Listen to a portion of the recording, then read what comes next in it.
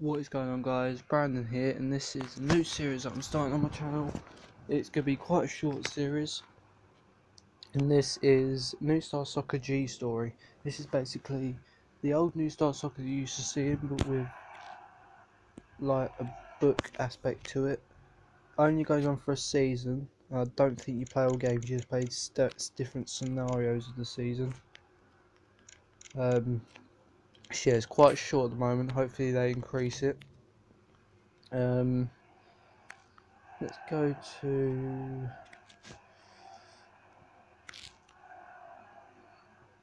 I've already done this once, but apparently the story changes depending on what you do. So let's go to Bournemouth. Look at that kit. So yeah, we're gonna do 2 chapters an episode. Mate, so I scroll. There we go. Prologue. Reading, by the way. No, I don't really know much about the story, so I skipped it all. Life.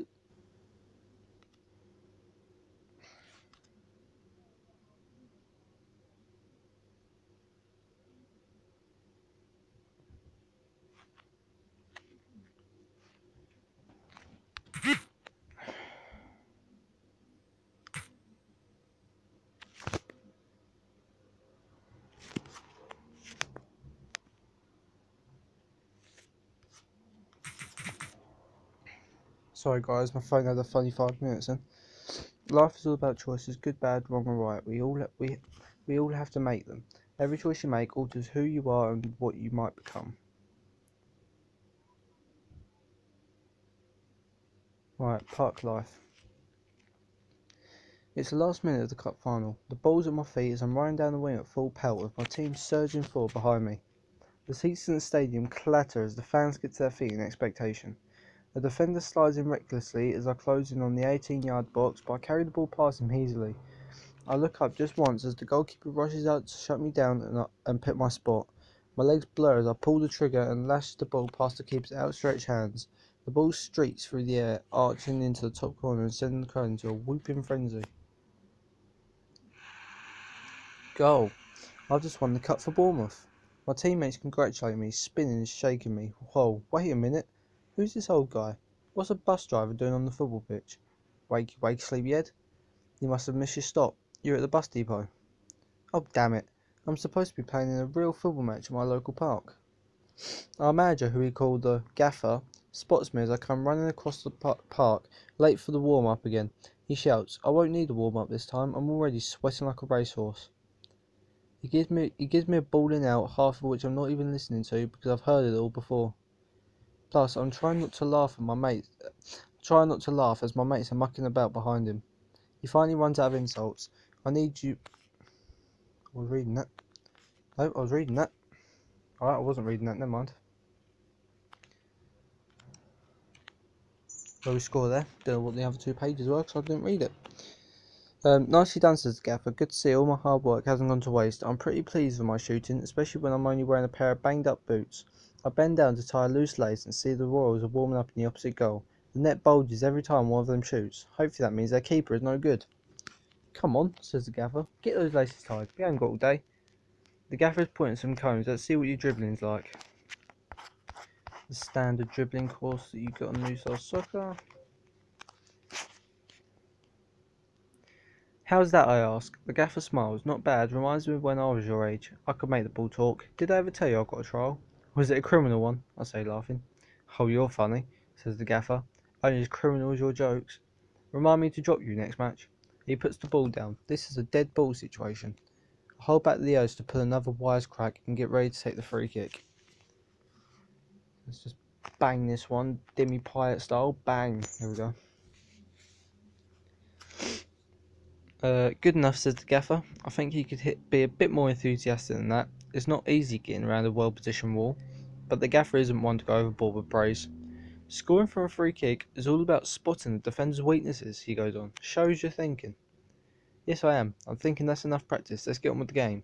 I spot the ref coming out of the changing room. Maybe he heard me.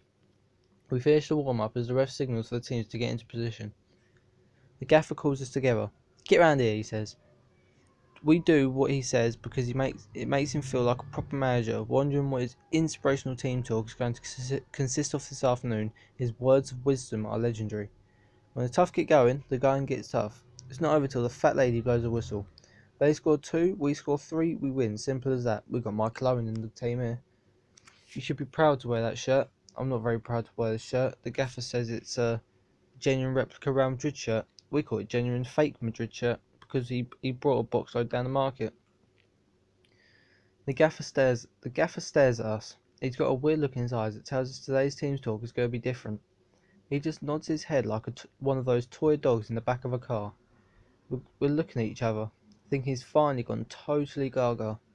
When he says, "Today, lads, could change your life." I look at him wondering where he's going from here. "How?" I ask. "Over there." He points to a bloke in a padded jacket standing on the touchline. "Know who that is?" We all look dumb and shrug. "No." "He's a scout from Bournemouth. The rules manager reckons he's here to look over one of their players. Maybe sign him up for a trial." "A trial? Well, that doesn't go down well with us." "Who have they got that's any good?" I ask. "We're better than them." The gaffer nods. "Exactly. So if you play well, maybe he could be looking at you." It takes him a few minutes for his words to sink in. I'd love to get a trial at Bournemouth. That's what dreams are made of. Playing for your club, a professional footballer, then being picked for your country, captaining it, winning the World Cup, and whoa, slow down. I think that doesn't happen in real life. Footballers are picked up when they're young. Then they go to the club's academies, and just some, go on to play for their club, and even fewer play for their country. Those that make it were practically playing footy when they were born. Me, I have to bother about studying and part-time jobs. Like that's going to happen, I say. "Stranger things have happened," says Gaffer. "Dreams come true, but you've got to take the chances that come your way and make the right choices. Hold on to your dreams, lads." His eyes have gone all misty. It's freaking me out. "How that sounds like cheap pop song," I laugh. But he has a point. It would be a dream come true. Last chapter of today, Scout Around. There's been a lot of reading so far. I try not to think about the Bournemouth scout as we take our places on the pitch. I'm in my preferred position in midfield. The pitch is fairly exposed in the park and there's a breeze blowing that brings the smell of a local Chinese takeaway with it. The ground is pretty well cut up and the turf is patchy in places. I wonder how much grip my boots will actually give me. As soon as the ref blows his whistle to start the game, the Royals front man is running around like crazy, yelling for the ball. Seriously, could he be any more obvious? It's okay to try to impress a scout, but it's not as if he's even getting into space or drawing defenders out of position. The game has only just started, and then I just decide to play my usual game, well, hopefully a little bit better than that. The Royals have the ball over the far side, and I slowly track the players as they pass it around. The player on the ball finally concedes and passes it forwards to their mouthy striker who promptly loses it to a challenge from our left back. I can't help but laugh. He's not happy though, and blaming the quality of the ball into him. And he's doing it loudly enough for everyone to hear. Our defender clears upfield and the ball bobbles through to me. There are 3 Royals players between their goal and me. I could try a darting run, which might leave them for dead, and then smash the ball into the roof of the net and score what the TV commentators call a fantastic individual goal. Or, and more likely, I could get taken out by one of them. Just as I'm pushing forward, Jono slips into a great position ahead of me, so I decide to pass the ball quickly. The pitch is pretty muddy, so should I slot the ball on the ground or lift it into the air? Play a nice pass to Jono. Have it. Touch. That was easy. "Good ball," yells the gaffer. And he's right. There's some sporadic clapping from the sidelines too. I'm pleased with that. A pass to feet from that distance is pretty good. And I put it where Jono could run onto it. Shame we couldn't do more with it. The ball just got stuck under his feet and he was still trying to dig it out when their defender came in from the side and hoofed it away. There must be a boggy spot on the pitch over there. I filed that information away for later. There's no point in dropping a perfect ball into a swamp where it just gets stuck. Peep! The ref blows for free kick to the Royals. As the Royals get ready to take the free kick, their forward is at it again. I glance over to the scout to see what he's doing, but the guy isn't even watching. He's talking to the bloke next to him. I give my head a shake. The breeze picks up as they whip the ball long. They've obviously decided the pitch is no good for a quick passing game, The ball flies over my head and the Royals front man jumps for it with Mark, our centre back, who we call Roadblock. There's only going to be one outcome. Seconds later, the Royals player is rolling around on the ground, screaming like he's been hit by a truck. Roadblock clears the ball to me, and I turn and run onto it, with a player moving in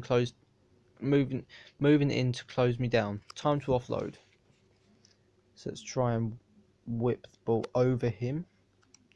Bang! Please get there. Bollocks. Well, not quite Ozil. Well, I think I must have kicked a clod of mud before I hit the ball, because that didn't go where it was supposed to. The pitch is beginning to look more like a motocross track. It's a throw into the Royals. Jamal presses the ball as the ball is lobbed in, and a hurried back pass from the Royals back finds it to its intended target. It's a giveaway corner to us. Who's complaining? Our skipper signals me to take the corner. There's a usual jostling and shirt tag in the penalty area. The ref is going to have a tough job keeping an eye on things. A couple of our players are in good positions, but they're tightly marked. I look up, choose my target, and mutter a quick prayer. Get on the end of this. Well, I can't mess this one up. Bang. Please get there. Yeah. Oh, what block. Decent cross though. Oh, so close. The gaffer throws his head back in disappointment, but there's a few people clapping the effort. Damn it, Clarky. Why couldn't you put that one away? We'll be one up by now. I glance at the scout as I jog back into position, but he's just sipping tea from a flask. To be honest, I reckon the cross was okay, but Clarky was a bit flat-footed about getting up for it. Will the guy from Bournemouth see it that way? We deserve more from this half. We've had better position and all of the opportunities in front of goal. Like the gaffer says, when the luck's not with you, all you can do is keep plugging away and not give up. But it's still 0-0, but we should have something to show for our hard work. It's nearly half time when one of our midfielders makes a wild clearance, but I get a lucky break and the ball drops right at my feet. Here goes, I think. This time, I've got space to take a shot. Defenders are coming at me like wolves that smell an easy meal. But I've got time to look up and shake my body so I can put the ball where I want it. I swear to God, if I don't finish this, I might as well have an early retirement. There we go. There's the goal. Get in. It's in. The keeper claws the air as my strike loops past him and crashes into the net. I haven't scored a goal like that in ages. Must be the extra pressure of the scale watching over my shoulder or an angel sitting on it. Our players are all over me like a rash as we celebrate and high-five back into our half. The Royals players look sick to have conceded just before the break. Their coach looked like he's about to rupture something. The Bournemouth scout has got to have seen that strike. We hold off the Royals' next attack, and the ref blows for half-time. I reckon we can be pleased with the way things have gone. I wouldn't say there have been any standout performances, but we're winning at the halfway point, so we must be doing something right. I'm the last one to go over and grab a drink. When I look up, I see the scout from Bournemouth looking at me. Not talking, not drinking tea, but looking right at me. To be honest, just for a minute, I'd completely forgotten that he was there. I head over to where the gaffer had gathered the team. Clarky must have spotted the scout watching me because he starts making some jokes about it. Love at first sight. He's only jealous though. I'm only half listening to what the gaffer's saying and thinking more about the scout. Should I be trying harder to impress him, making myself more visible? Have I been a bit too casual? Better to keep at it. He's not here to look at us anyway, although we have been playing better than the Royals. Do your talking on the pitch, the gaffer says. They're going to come after us early on. They want to impress the scout. We can tease them out and hit them on the break. The gaffer's half-time team talk are the stuff of legend. He usually comes out with a cracker and doesn't disappoint this time. The next goal is going to be really important, he says. No kidding. Let's hope it's ours then, I add. We're back on the field. I can't call it a pitch for the start of the second half. It's our kick-off and Jono passes the ball back to me. Two players move in quickly to close me down, so I move forward into the gaps they leave, hoping if I can at least retain possession and move the ball up. It might give me a chance to pass into the danger area. Time to remember all the work around the cones. So this is where my Aubameyang pace comes in play. Never mind. The ball bounced up, allowing the Royals player to snaffle the ball away from me. It's embarrassing to lose the ball like that, but not as bad as what happens next. The ball is played back, but the guy completely forgot about Jono, who intercepts the ball. I sprint forwards as the Royals player tries to make amends for his error by lunging in on Jono, but he still manages to stab the ball stabbed a pass across to me before he goes down. I've got support from Jamal on the left, or one with a defender, or I could go for goal myself. Oh, that's a go for goal moment. It's gotta be. Yeah, on my hat trick. Oh yes, pick that one out. Jamal comes over and slaps me on the back and Jono joins in. The gaffer is jumping up and down, going so red in the face he looks like he's going to have a Connery. Me, I'm just walking on air as we head back to restart with a 2-goal lead. From the whistle, the Royals pile on the pressure. I'm spending all my time pinned back in our half, and all sorts of impressing the scout have disappeared as we dig in and fight them off. Some players have taken the fight more literally than others, but there's still only been 3 yellows shown. The goal finally comes from a corner. All it took was a slight lapse in concentration. Our goalie came to punch, missed, and it went in. Now there's just a single goal in it, so we rally round. We have to hold on to our lead. 5 minutes left on the clock. Not that we actually have a clock. The pavilion one was vandalised years ago. What we have is the gaffer jumping up and down, holding up 5 fingers. So it's either he's got a cramp in his hand, or he's drying his nail varnish, or he means there's 5 minutes left. 5 minutes to make sure we beat the Royals, and if we ever get out of our own half, 5 minutes in which to impress the scout. Then it happens. Jono breaks forward with the ball after intercepting a long pass across the field. He runs almost down the line where the grass is less torn up, leaving the defender to scurry up to make up ground.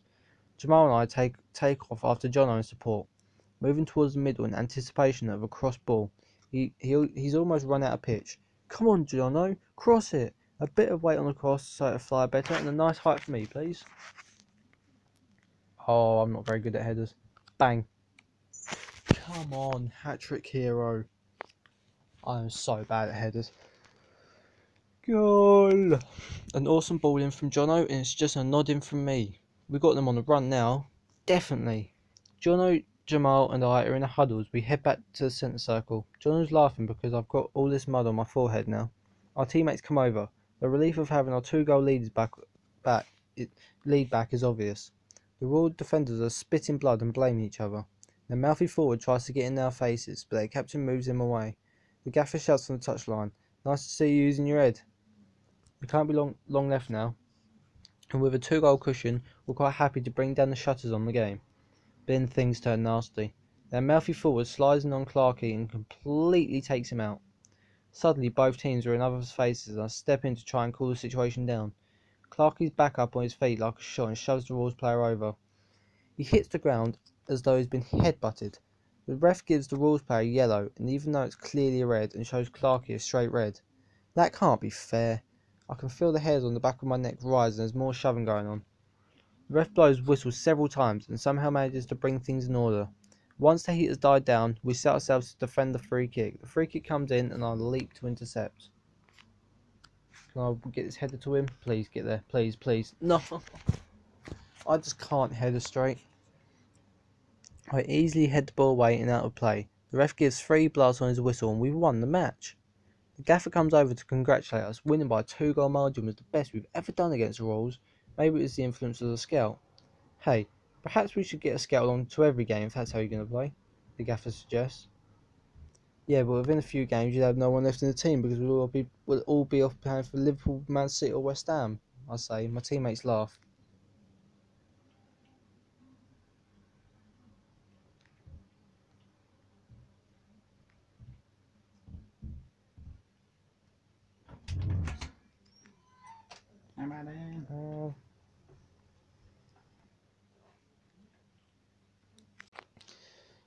Right, sorry about that, guys. I have to quickly go do something.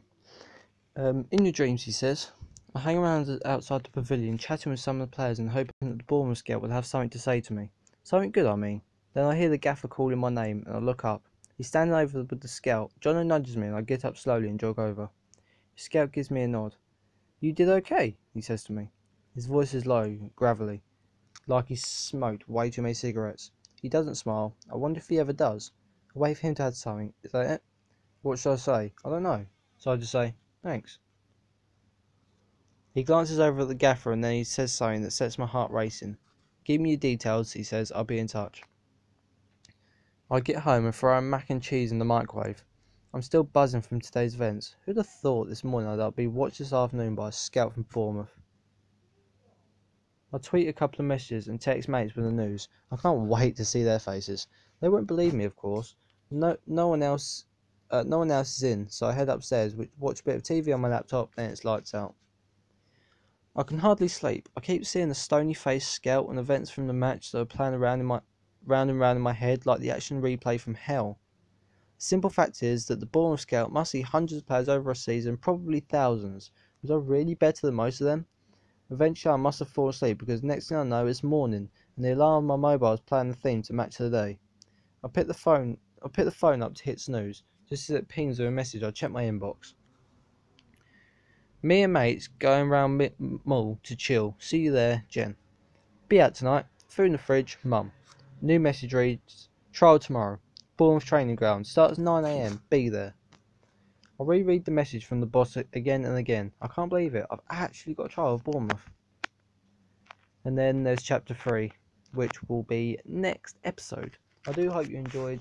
The story wasn't probably read very well because I haven't been up long.